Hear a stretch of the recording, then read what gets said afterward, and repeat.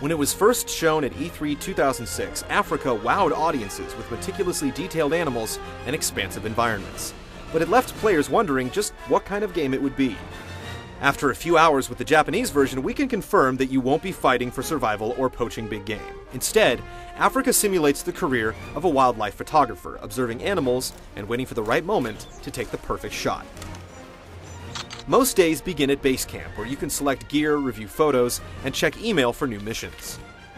One ongoing mission simply requires you to snap a shot of each animal in the game, but you'll also receive more specific requests, such as documenting a giraffe's drinking stance or capturing a hippo's wide yawn. Shots are rated based on criteria such as angle, technique, and distance. Getting close to a target can be a challenge since most will either run away or chase you off. If you suffer a wildlife attack, you'll be sent back to base and lose any photos from that outing. You'll also take on exhilarating assignments called Big Game Trophies. There are 20 in all, and the first requires you to get an action shot of a cheetah hunting gazelle. Racing alongside the cat in the back of a Suzuki Jimmy, you'll rapidly snap off a series of shots, and the game will identify the best one for submission. As you progress, you'll be rewarded with access to new areas and the freedom to drive yourself instead of being chauffeured by a guide. You'll also unlock several Sony brand cameras and lenses, each one convincingly modeled after the real thing, with an impressive range of features. You can tweak your focus, adjust shutter speed, shoot in black and white, and so on. You can take vertical shots by simply tilting the 6-axis on its side.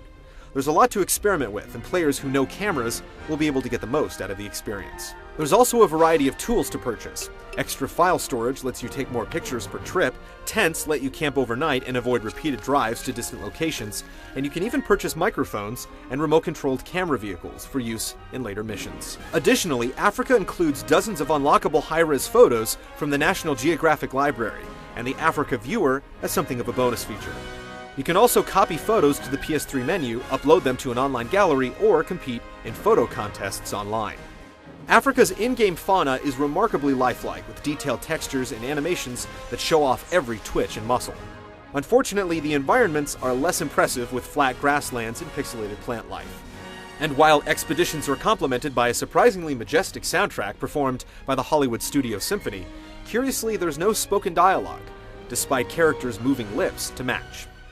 Although Afrika is out in Japan, further release plans are still unknown. Reports indicate that it won't be released in Europe, and there's no word on plans for America. While a game about photography isn't likely to be a blockbuster, Afrika does fit Sony's mature and diverse portfolio, and could just find an audience in the West.